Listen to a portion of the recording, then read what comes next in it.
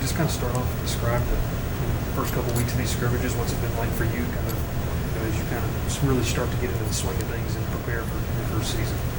It's been awesome. It's been really exciting knowing that the spring's right around the corner.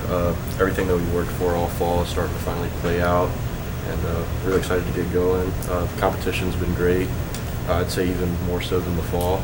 So everybody's taking a step up and getting ready for opening day. Peyton mentioned that you surprised him with your ability to maybe run or jump higher. He heard more about you as a pitcher, but what do you feel like your growth in the outfield has come, and maybe just from when you first arrived to campus to leading up to opening day? I think it's definitely taken a big step. We have a lot of leaders in the outfield. I mean, Mac Bingham's been in the outfield for 4 years at a high level. Paxton Klink's coming off a good year. And Chief, Coach Johnson, we have all the tools necessary to really elevate your game, and this is the place to do it if you want to elevate your game. Do you view yourself as a hitter first or a pitcher first? I view myself as a competitor, so whatever it takes to get me on the field, whether that's going to be on the offensive or defensive side of the ball, I'm willing to do it, whatever helps our team win. Was there a side of the ball that you were more primary on in high school? I will say when I went to the draft combine and there was talk about draft, it was more on the side of a pitcher, but I think ever since I've been here, the clear role for this year has been more on the offensive side. Has that clear definition really allowed you to kind of hone in and focus on the hitting and fielding aspect, maybe more than just kind of it being more broad and open? Well, I wouldn't say it's been broad or really focused. There's been a high focus on bettering myself in every way, whether that's throwing with Coach Yeski or taking extra swings with Chief, and really anything I can do to elevate the game, get on the field, help the team win. That's been the main focus. Was that a surprise for you at all that they, pegged you more as a hitter first when you first showed up here? I'd say a little bit, but I think that's a testament to the staff that we have to be able to really bring out the best out of everybody.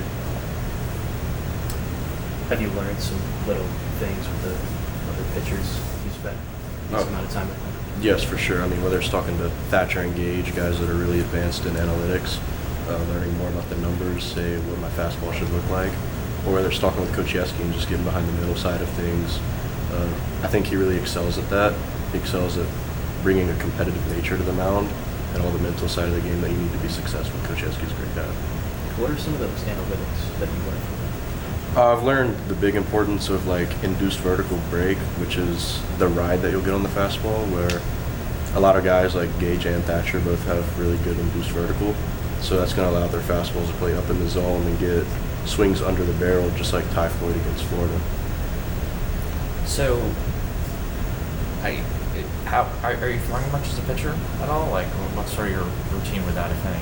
I've still been throwing bullpens, and all of my catch play is oriented around pitching, so that if the time comes where I'm needed in a game, I'll be ready. How's the strength staff, Isaac and Jeremy, sort of been able to manage all of this workload for you?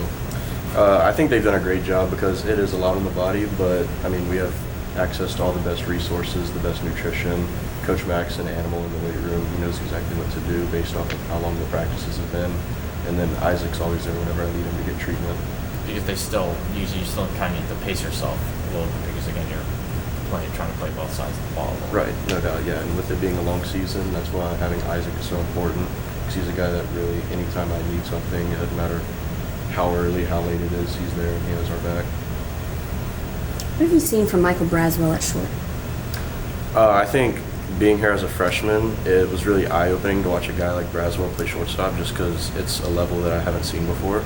And I think he's very mature out there. I think he takes really competitive at-bats. I think he's taken some of the best at-bats on the team, both fall and spring, and he's going to be a gamer. He's going to be really good for us. As a hitter, what are some things you're trying to work on?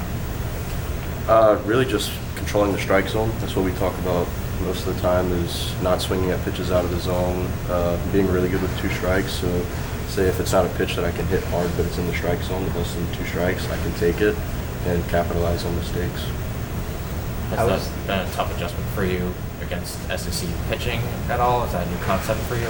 Definitely. It was eye-opening when I got here, just because I had never seen guys throwing close to 100 miles an hour before. So by the time I got here, just a lot of swings with Chief and Coach Johnson and working on all that different stuff has been really helpful.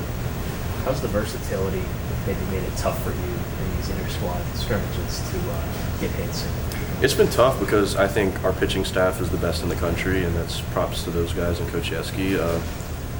everybody has something that they're good at, and everybody has a way to get you out. And I think that's what's going to make us so strong this year is as good as our hitters are and as good as the coaches and Chief and Coach Johnson prep our swing, the pitching staff is elite.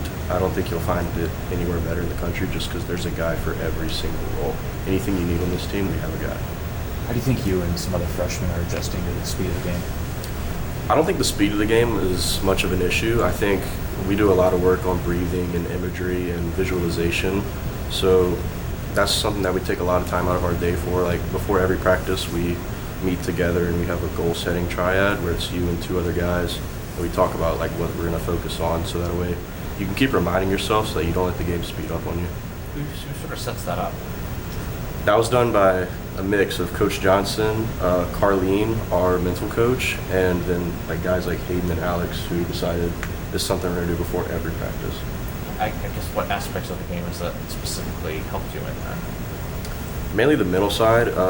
We have long practices and it's a long season, so if you can remind yourself to stay in the moment and to focus on one thing at a time and not kind of get a crowded mental space, that's how you're going to perform the best. Obviously, all of this is very difficult, but you're making it kind of look easy. What's basically what I'm asking is what's been sort of the secret to your success so far? Really, like I said, just keeping it one pitch at a time. I think a lot of freshmen, when they come into school, the problem really nationwide is the speed of the game. I think it's the biggest adjustment you'll make in a baseball career. So just reminding yourself that you're here for a reason. You know, there's 8 other guys on the field with you that want this just as bad as you do. And it's just taking it one pitch at a time. Is there a veteran who's helped you particularly a lot or the most, or guys who have stood out on that side? For sure. I spent a lot of time talking to Paxton just because he made the jump last year. And he was a guy that came in, played right away, and I also have a locker right next to him. So it's really been easy to talk to him and learn from him. You being one of the younger guys coming in, do you give Hayden and Alex a little hell for being older? Yes and no. Yes, because they are older, and no, because I don't know if you've seen Hayden's picture on the scoreboard, but that's not a guy whose bad side you want to get on. You said that y'all taught him some lingo and stuff. Do you have anything specific? No, I mean, we really talked to him about just how he's old and he can't keep up with the young generation. I wouldn't say as much slang as like just giving him a hard time, you know, like asking him how his knees are every day. Little stuff like that. Perfect. If you can think back to the first time you had to hit against Thatcher or Gage, what was going through your head maybe after that first pitch came through? Well, before the at-bat, I didn't really think much of it. I was just trying to lock in and be prepared for the moment. And then the first pitch that I saw from Thatcher, I was like, all right, we're in Alex Black Stadium now. This is what it looks like. This is what the big stage is like. And from then on, I've just been excited. Same thing with Gage. Yeah, for sure. I mean, these are 2 elite arms that you don't see every now and then. And you've been able to handle left-handed pitching pretty well, at least according to Coach Johnson. What's sort of the secret to I guess, handling that as a lefty? Well, I don't try to think of it as left-handed or right-handed pitching. I try to think of it as me finding my pitch to hit, and I don't think which arm it's coming from matters. I think knowing what my strengths are and knowing what I can handle is the key to everything. And the ankles don't bother you at all? No, it's just I'm looking for the ball to be where I want it, and I try to keep it simple, just see ball, hit ball. Being from Louisiana, does it mean anything special to you to be playing for LSU? It's awesome. All fall, really, every time I'd step on the field, it was like a rush of adrenaline. And now that we got into our spring practices and scrimmages and we're wearing the actual LSU jerseys, it's like you walk onto the field and you take a deep breath, and it's like you get to soak it all in for the first time. That's awesome. Did you do anything special for Mardi Gras? No, I believe we'll be practicing, so I'll be here working. Jay mentioned for freshmen and just for any level, the pressure of opening day, wanting to make that good impression is obviously kind of key and can sometimes deter players. I mean, how do you approach that? Obviously, the excitement of kind of coming out there for the first time in a real game atmosphere. Really, that's all it is excitement. I don't really believe I'm trying to make an impression because we like to focus on working from the inside out and not really worrying about what the outside sources are saying or pressure from the fans, because it'll only get to you if you let it. Like, I mean, there could be 13,000 people in the stands, but there's only 18 on the field. So I try to keep that in mind and know that after all, I'm just playing a game that I love to play. Where does that come from? Maybe the family aspect of that, or the coaches just kind of implementing that? Pretty much all of it. Both of my parents were college athletes, so they've been able to talk to me growing up, even when I was in high school, about knowing what was to come.